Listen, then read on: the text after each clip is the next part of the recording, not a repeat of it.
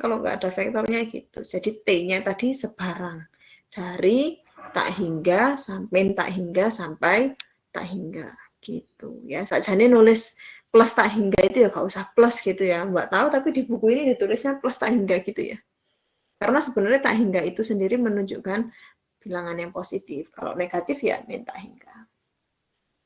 Gitu ya, jadi asal-usulnya seperti itu. Ceritanya mencari persamaan garis di dimensi 3. Ya, karena ada vektor yang sejajar sama garis L, kemudian diketahui ada vektor P0P yang kelipatan dari vektor V, maka ketemulah ke bawahnya itu, Mbak, habisnya bawahnya ini. Ya, vektor P0P sama dengan TV. Ya, jadi kelipatan dari V gitu. Geser ke bawah dikit. Gitu ya, jadi itu sejarahnya. Asal usulnya seperti itu.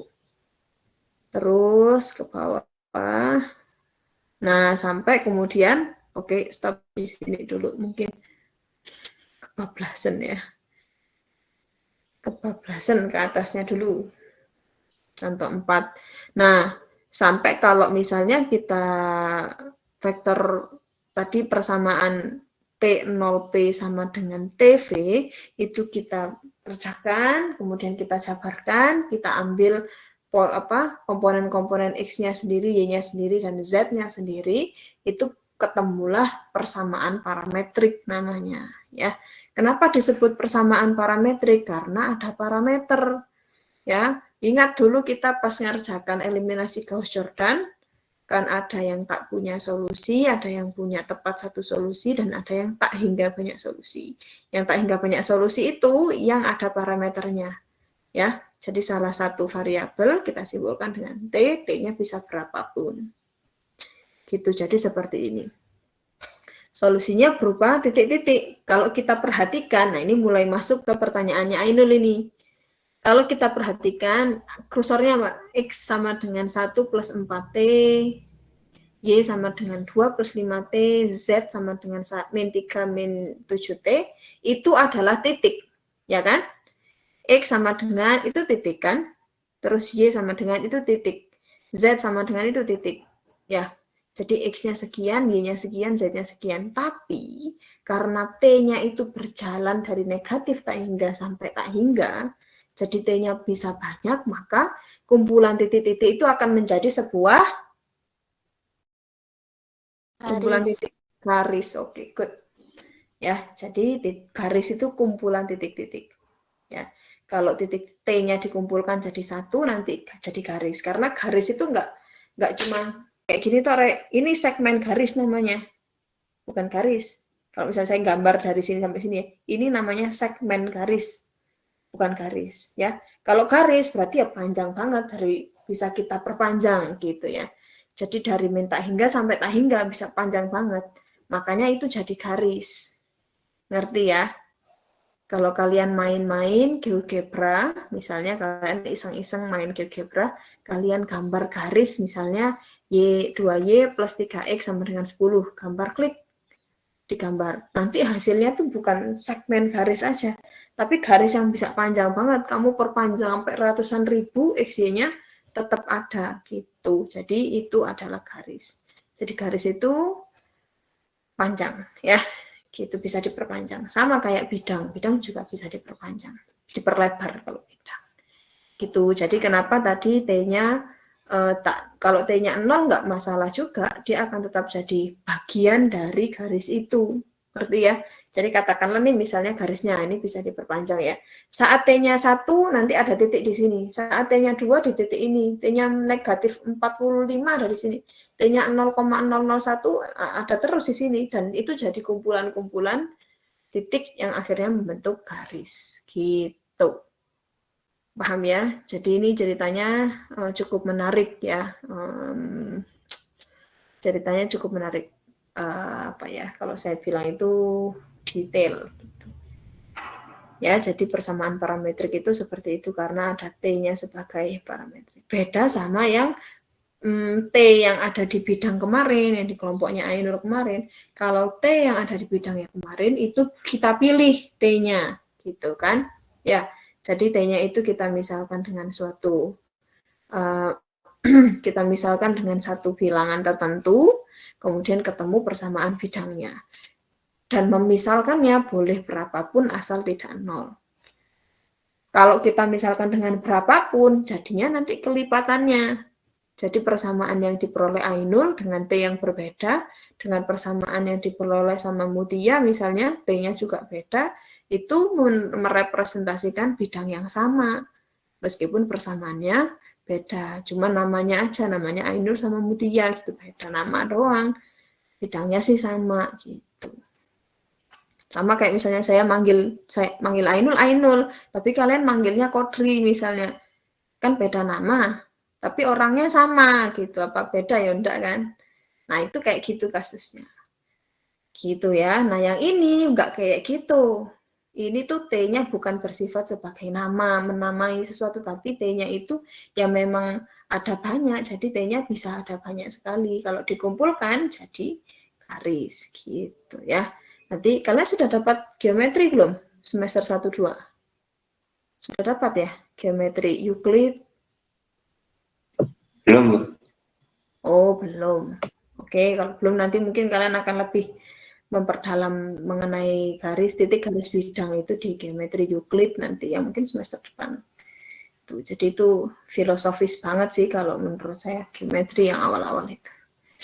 Oke, gitu ya. Jadi seperti itu. Terus, nah garis sama bidang bisa saling berpotongan ya. Jadi bisa saling berpotongan asalkan ya, asalkan apa? Garis sama bidang itu bisa berpotongan. Asal apa? Ya, kalian mah. Kalau garis sama bidang itu kemungkinan posisinya apa aja sih? Kemungkinan posisinya kalau saya punya garis sama bidang. Sejajar. Oke, sejajar. Terus apa lagi? Perpotongan tegak lurus. Oke, berpotongan tegak lurus. Terus kemudian mungkin bisa apa ya? Berpotongan tidak tegak lurus ya, mungkin begitu. Jadi selama dia tidak sejajar, maka dia pasti punya titik potong. Ya kan? Ini contoh 5. Contoh 5 itu yang A ya. Jadi gini, kalau garis itu sama bidang itu nggak sejajar begini, berarti dia nggak punya titik potong ya. Jadi nggak bisa dicari yang bagian B, contoh 5 itu. Jadi misalnya dia sejajar sama bidang XY. Coba Mbak Nafa digeser dikit ke soal yang B.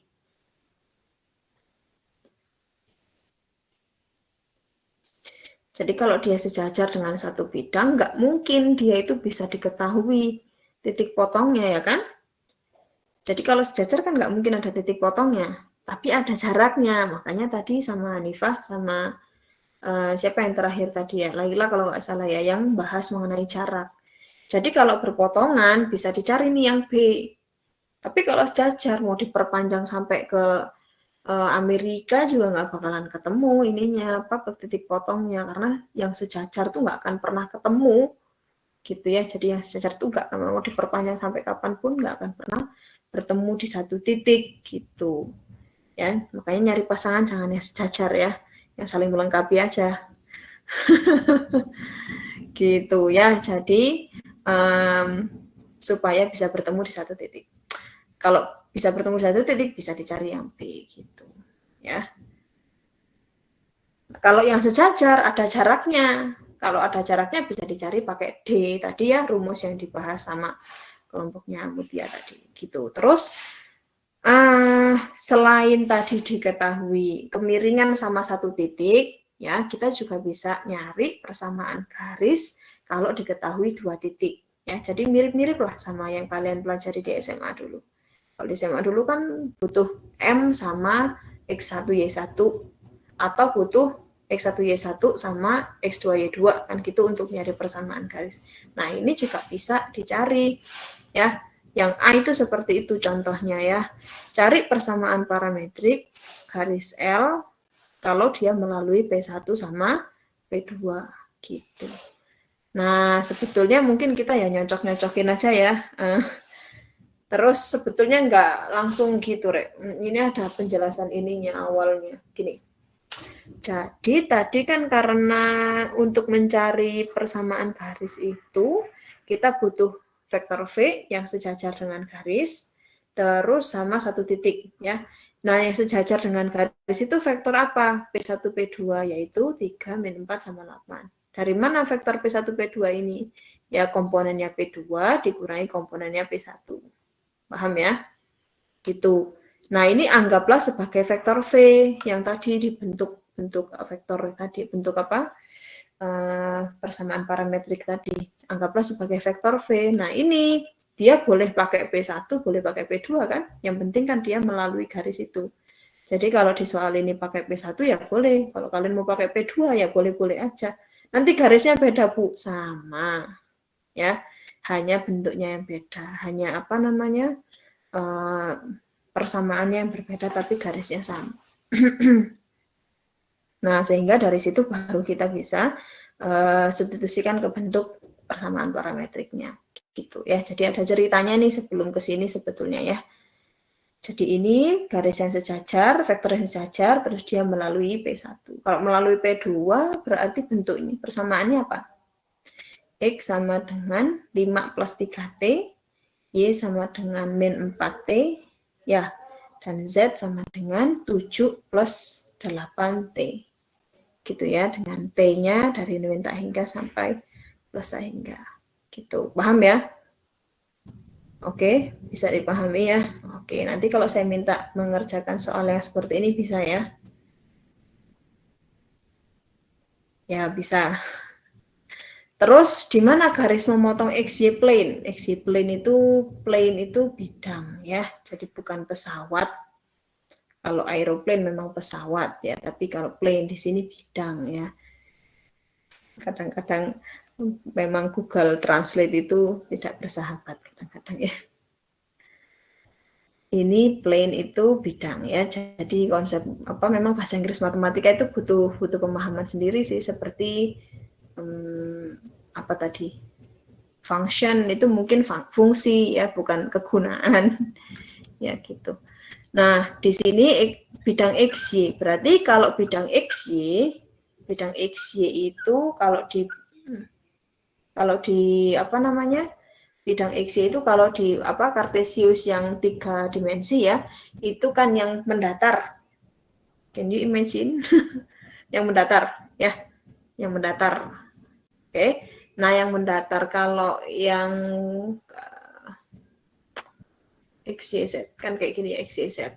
Jadi supaya dia memotong XYZ maka memotong bidang XY maka Z-nya harus 0. Ya kan? Kalau misalnya pertanyaan di mana dia memotong bidang XZ, berarti ya Y-nya yang harus 0. Oke ya. Di mana dia memotong bidang misalnya YZ, berarti X-nya yang harus 0. Paham ya? Oke. Nah, karena Z-nya harus 0, tadi Z-nya adalah kursor, Mbak, kursor. Z-nya tadi apa? Min 1 plus 8T. Ya kan? Min 1 plus 8T. Berarti itu yang harus 0. Karena Z-nya 0, berarti min 1 plus 8T juga 0. Artinya T-nya adalah 1/8. Ya. Karena T-nya 1/8, ya udah substitusiin aja ke nilai X sama Y-nya. Nanti kan diketahui titik potongnya. Ya, setelah disubstitusikan, T-nya 1/8, ketemu X-nya 19/8 dan Y-nya 7/2. Jadi, garis itu akan memotong XY, bidang XY di titik 19,8, 19/8, 7/2, dan 0. Gitu ya. Tapi ya itu kita harus hati-hati, Rek. Jangan-jangan bidangnya itu sejajar dengan bidang XY, garisnya itu sejajar dengan bidang XY, atau garisnya itu tegak lurus dengan bidang XY. Ya kan? Tegak lurus kita tinggal cari proyeksinya aja. Ya kalau sejajar ya nggak bisa dicari titik potongnya. Nah, untuk mendeteksi Jadi sebelum kita mencari, misalnya ditanya nih ada garis, dia memotong nggak di sumbu ini, misalnya di bidang tertentu. Nah, ya, lihat-lihat dulu apakah dia sejajar, potongan apa enggak, gitu kan. Nah, untuk mengecek apakah suatu garis itu sejajar atau tidak dengan suatu bidang, apa yang bisa dilakukan kira-kira?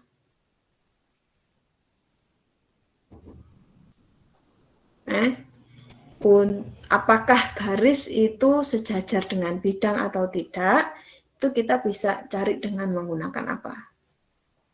Kalau kemarin bidang sama bidang kita pakai normalnya ya. Kalau garis sama bidang itu kita pakai apa ya kira-kira? Garis, ini garis nih misalnya nih, sama bidang. Nah, ini sejajar.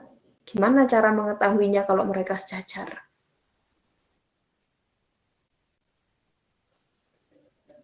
Aduh, Ainul udah pegang kepala tuh. Kalau nggak kuat, lambaikan tangan aja ya, Ainul. Ini baru aljabar linear, nanti kalau ketemu struktur aljabar, analisis real, kalian nanti Ainul muntah-muntah lagi. Kuliahnya muntah-muntah. Dari norm bidangnya, Bu. Norm bidangnya sama apanya garis kalau gitu. Norm bidangnya kan gini misalnya AAA garisnya, ini bidangnya. Bidangnya kan normnya tegak lurus sama bidang. Terus sama hubungannya dengan garisnya gimana? Kalau norm dan garis tegak lurus, maka bidang dan garis sejajar. Oke, good. Ya. Jadi normnya bidang, ya normnya bidang ini kan tegak lurus nih. Bayangin ini ada normnya di sini ya, ada panah ke atas sama garisnya ini sejajar tegak lurus, maka bidang dan garisnya sejajar. Nah, berarti garis tadi kan punya V ya. V atau vektor yang sejajar dengan garis. Masih ingat? Tadi ya. Jadi setiap garis kalau kita punya persamaan parametrik dari suatu garis, yang contohnya misalnya ini nih, X sama dengan 2 plus 3T, Y sama dengan 4 min 4T, Z sama dengan min 1 plus 8T. Kan bisa diketahui vektor yang sejajar. Jadi setiap kita punya persamaan garis, kita bisa ketahui vektor yang sejajar dengan garis itu. Apa vektor yang sejajar dengan garis itu? Ya lihat aja koefisiennya T. 3 min 4 sama 8. Ya kan? Jadi itu vektor yang sejajar dengan garis itu. Sama kalau bidang kemarin, kalau kita punya persamaan bidang, kita bisa langsung ketahui normalnya. Ya, normal sih bukan norm ya. Norm itu panjang. Normalnya ya. Jadi bisa kita ketahui normalnya. Kalau garis bisa kita ketahui vektor yang sejajar. Nah, kalau kita punya persamaan garis, berarti kita bisa tahu nih ada vektor yang sejajar dengan garis itu kan? Ya. Berarti kalau kita tahu vektor yang sejajar dengan garis sama kita tahu normalnya, kalau mereka tegak lurus, maka dua garis dan bidang itu sejajar. Kita tahu mereka tegak lurus dari mana?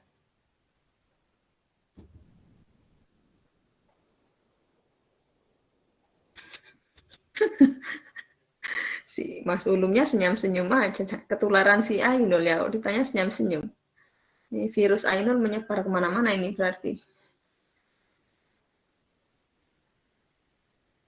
Ayo, gimana kalau ada kapan kita bisa tahu dia itu tegak lurus?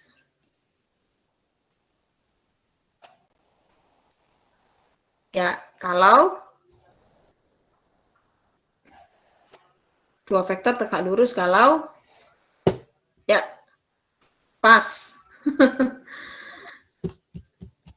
Dua vektor tegak lurus kalau tidak sejajar, ya betul. Dua vektor tegak lurus apabila sama dengan 0. Hah? Nggak tahu. Dot produknya 0. Oke, bagus ya. Dot produknya 0. Atau kalau misalnya sudutnya 90 derajat. Sehingga kalau sudutnya 90 derajat, maka dot produknya adalah 0. Karena dot produk itu norm A, norm B, cos 90, cos theta ya. Wah, ini yang lalu-lalu harus diingat juga ternyata ya, nggak bisa dilupakan begitu saja ya. bukan seperti kenangan ya, nggak harus ditinggalkan. Ini bukan kenangan, ini pelajaran. Ya, jadi kita bisa lihat dari dot product antara norm dengan vektor yang sejajar di garis tersebut. Kalau dot produknya 0, menandakan bahwa sudutnya 90 derajat. Kalau sudutnya 90 derajat, menandakan bahwa norm dengan vektor yang sejajar itu tegak lurus. Kalau tegak lurus, menandakan bahwa garis dan bidangnya sejajar. Bisa diikutin ya, alurnya agak panjang. Oke. Sudah nyambung? Ada yang mau bertanya dulu mungkin? Sampai sini saya sengaja menjelaskannya dengan pelan sekali. Supaya kalian paham. Ada yang mau ditanyakan dulu mungkin? Tidak? Bu, mungkin itu Bu, penjelasannya itu pakai itu Bu, dioret-oret jadi nggak Oke. Ya, oke. Minta Mbak Nafa tolong ditutup dulu ya, share screen-nya. Semoga saya bisa share screen.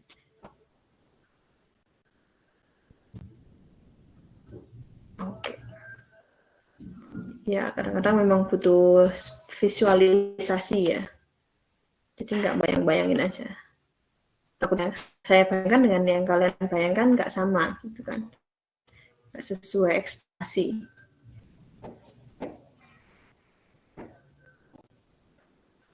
Belum tampak ya?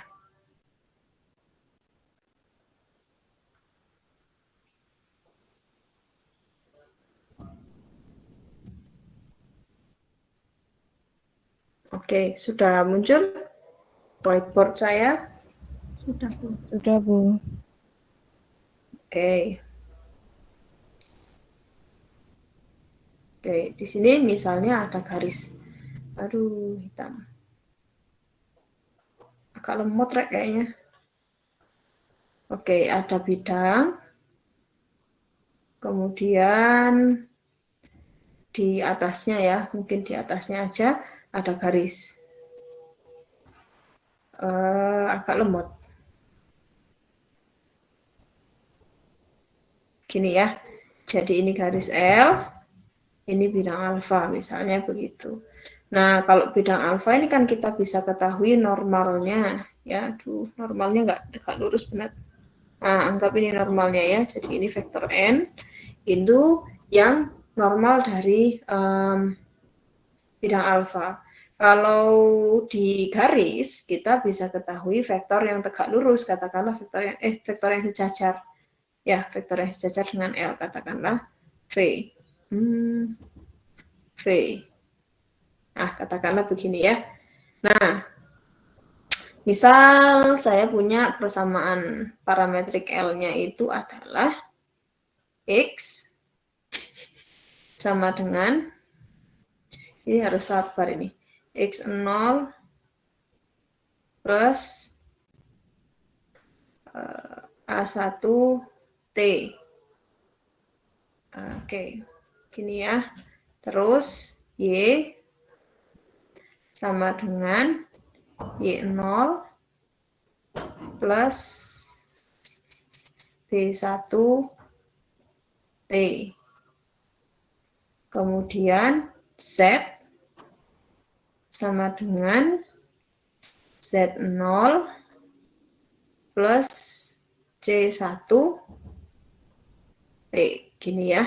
Maka vektor yang sejajar dari persamaan L ini apa? Vektor sejajar dengan L.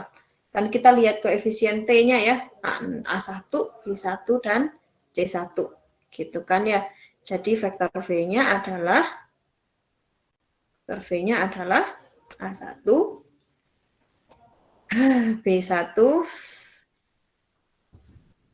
1 ya, terus C1. Ini entah kenapa ini lemot sekali. Gini ya.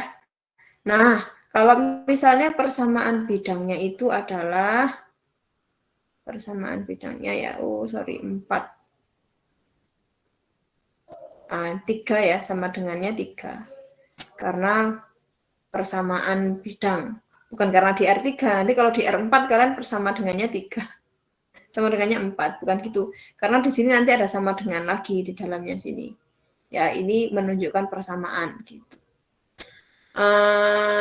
Kalau misalnya persamaannya itu A2X plus B2Y, kan persamaan bentuk umumnya kan gini ya, plus C2Z plus D sama dengan 0. Gini ya, jadi bentuk umum persamaan bidang kan seperti ini. Berarti dari persamaan ini kita bisa tahu normalnya ya. Normalnya adalah, apa Rek, normal dari persamaannya bidang alfa? A2, B2, C2. Ya, A2, B2 sama C2. Ya, gitu ya. Ya, ini sangat lemot. B2, C2. Oke, nah kalau kita perhatikan sekarang V sama N ini kan tegak lurus ya kan? Ya, kalau dia sejajar.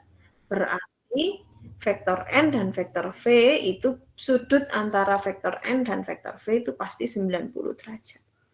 Kalau sudutnya 90 derajat, maka dot produknya bagaimana? Nah, dot produk antara N dan V, sabar. N dan V itu adalah gini ya, sama dengan norm N dikali norm V cos theta. Cos theta, gini ya. Nah, karena tetanya ini 90 derajat, maka cosnya adalah 0. Kan? Karena cosnya 0, berarti dot produk antara N dan V-nya juga pasti 0. Jadi kita bisa ngecek dari situ. Oke ya. Bisa dipahami ya? Nggih, Bu. Oke, bagus. Nah, terus tadi yang contoh terakhir ya, sebelum jarak ya. Jadi contoh yang terakhir sebelum vektor form itu contoh 6, itu kita bisa mencari persamaan parametrik dari suatu garis dari perpotongan dua bidang gitu. Nah, sudah ya, kalian boleh capture dulu mungkin kalau mau. Saya mau stop sharing, nanti saya mau lihat ke punya Nafa tadi. Sudah? Oke. Mbak Nafa tolong di share screen lagi ya, yang tadi contoh 6. Contoh 6. Contoh 6 tadi kan mengenai dua bidang ya, dua bidang. Kalau ada dua bidang, kita bisa cari perpotongannya, dan perpotongan dari dua bidang itu bisa berupa garis, ya kan? Kalau kita punya dua bidang gitu, pasti kan kalau berpotongan pasti potongannya adalah garis kan? Nggak mungkin titik ya. Jadi potongannya pasti garis. Nggak mungkin, kalau bidang juga berarti, misalnya perpotongan dua bidang itu bidang juga, berarti bidangnya berhimpit. Ngerti ya? Ya, oke. Contohnya gambarnya di yang gambar 352 kemarin. Contoh 6, Mbak Nafa.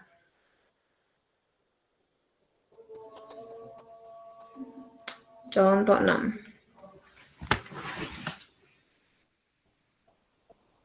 Nah, oke. Temukan persamaan parametrik untuk perpotongan ya, untuk persamaan parametrik dari garis untuk perpotongan bidang 3x plus 2y min 4z sama min 6 sama dengan 0, dan x min 3y min 2z min 4 sama dengan 0. Jadi ada dua bidang nih. Perpotongannya berupa garis. Tapi kita harus mikir dulu, Rek. Makanya butuh berpikir kritis. Emang dua garis itu berpotongan? Nah, kan itu dulu yang harus kita tanyakan sebelum kita menjawab pertanyaan itu. Ya enggak? Kok tiba-tiba pertanyaan ternyata garisnya tidak berpotongan, ternyata garisnya sejajar, berarti kan enggak ada perpotongannya. Paham ya? Dia harus kritis dulu kita sebelum menjawab, emang garisnya berpotongan. Menurut kalian garisnya itu berpotongan enggak? bidangnya itu berpotongan nggak? Bidang yang kursornya Mbak tolong. Bidang yang 3X sama bidang yang X min 3Y itu. Menurut kalian memangnya berpotongan?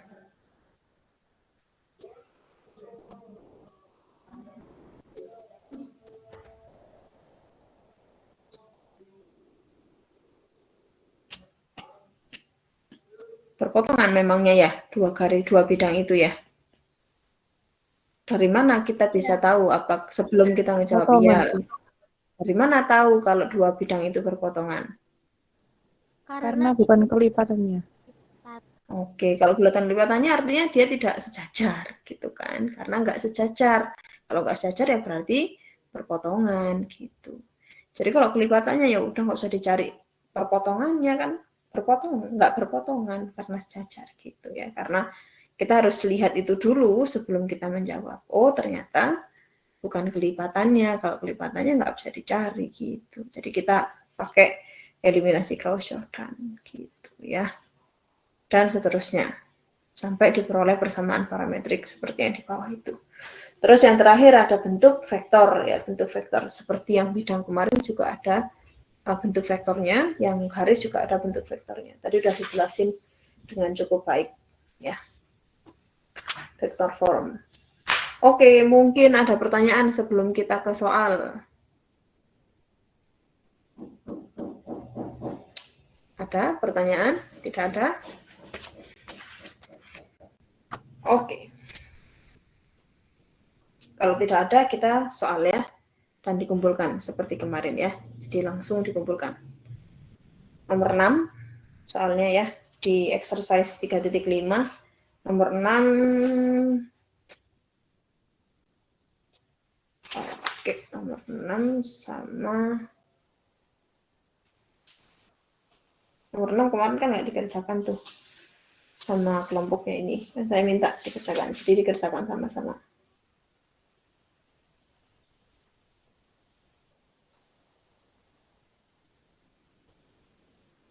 Nomor 6 sama nomor 11 ya. Gini aja deh, satu-satu deh. 6A, 10A, 11A.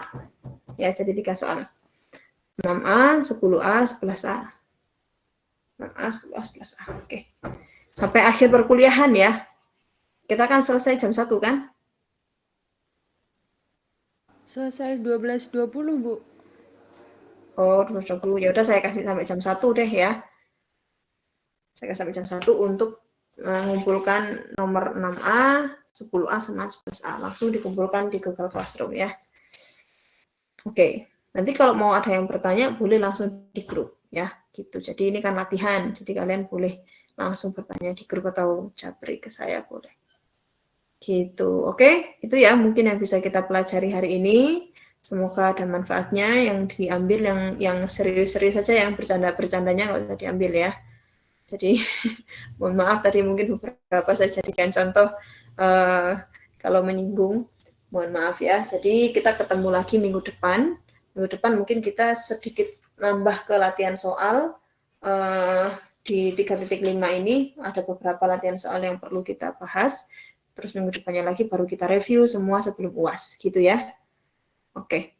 Baik, itu dulu mungkin yang kita bisa pelajari hari ini. Terima kasih atas kehadirannya dan perhatiannya. Saya akhiri. Assalamualaikum warahmatullahi wabarakatuh. Waalaikumsalam. Waalaikumsalam.